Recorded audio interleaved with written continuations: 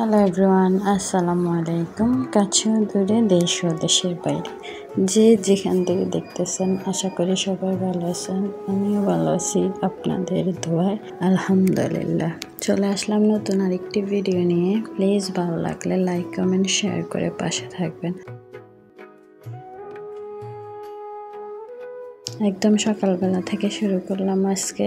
প্রথমে নাস্তা বানিয়ে আজকে অনেকগুলো ফুরি বানাইছে। খেয়ে সবাই মিলে খেয়ে সকাল সকাল আবার এদিকে অনেকগুলো মাছ নিয়ে আসছে। আর এখনো পর্যন্ত রুমেও ঢুকতে পারি নাই। নাস্তা করে সাথে সাথে মাছ নিয়ে বসে গেছি। মাছ এগুলা হচ্ছে মলা মাছ। তারপরে এদিকে অনেকগুলো রুই, কালীগন্না বলি আমরা এই মাছ। এগুলা অনেকগুলো ছোট মাছ নিয়ে আসছে, সবগুলো কুটে এখনো পর্যন্ত রুমে ঢুকতে পারি নাই।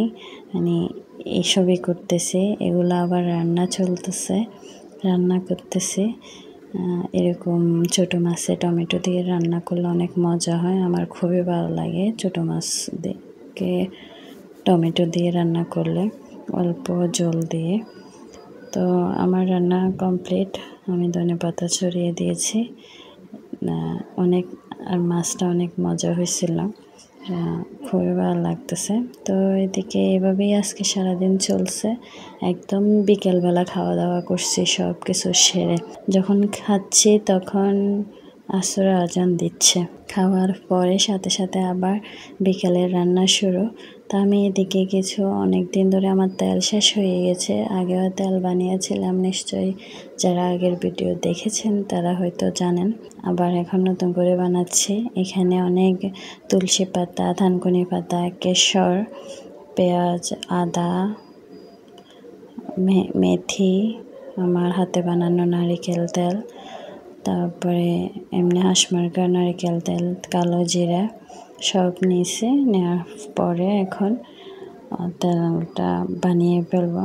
আমার হাতের তেল আমার কাছে খুবই ভালো লাগে। আমি অন্যান্য তেল দিই না তেমন, আর আমি এমনিতেই তেল কম দিই, অনেক কম দিই। আমার একটা তেল মনে হয় 5-6 মাসও যায়, আমি এত তেল কম দিই। মাঝে মাঝে দিতে হয়, আগে আরও দিতাম না, এখন তো তাও অনেকটা দেয়া হয়। মাথায় ভালো না লাগলে, তখন খারাপ লাগলে তখন দিই। তো এই যে আমি সব কিছু ধুয়ে একদম পানি জড়িয়ে রাখছিলাম, এখন আবার সব কিছু চুলায় বসিয়ে দিলাম। জবা ফুলও দিচ্ছিলাম, জবা ফুলের পাতা সংগ্রহ করে এগুলো দিচ্ছি। এভাবে তেল বানিয়ে দিলে চুলের অনেক উপকার হয়। আমি আরও অনেক ইনগ্রেডিয়েন্টস আছে দেওয়ার মতো, আমার হাতের নাগালে ছিল না, তাই দিইনি। থাকলে হয়তো দিতাম। যেগুলো হাতের নাগালে ছিল সবই দিয়েছি। এই যে আমার তেল ফ্রাই কমপ্লিট হয়ে যাচ্ছে। এগুলো একদম ফুরে গেলে, ভাজা ভাজা হয়ে গেলে তখন নামিয়ে নেব।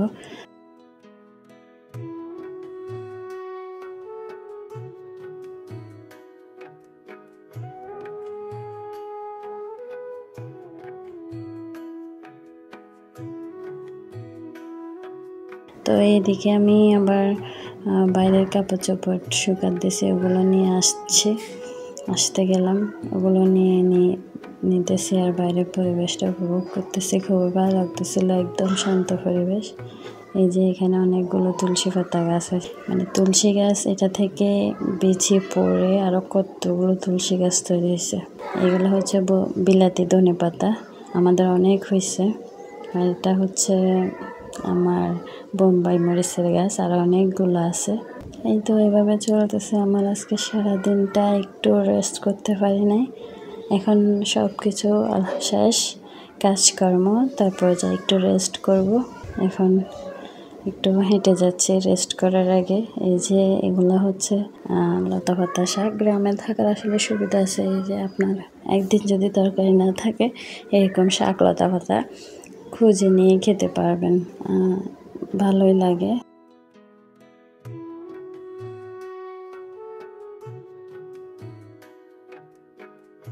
তো আমিও ঘরে চলে আসলাম। আমার ছেলেপেলেরা এখানে খেলা করতেছে, ওদের খেলাগুলো দেখে শৈশবের কথা মনে পড়ে গেল।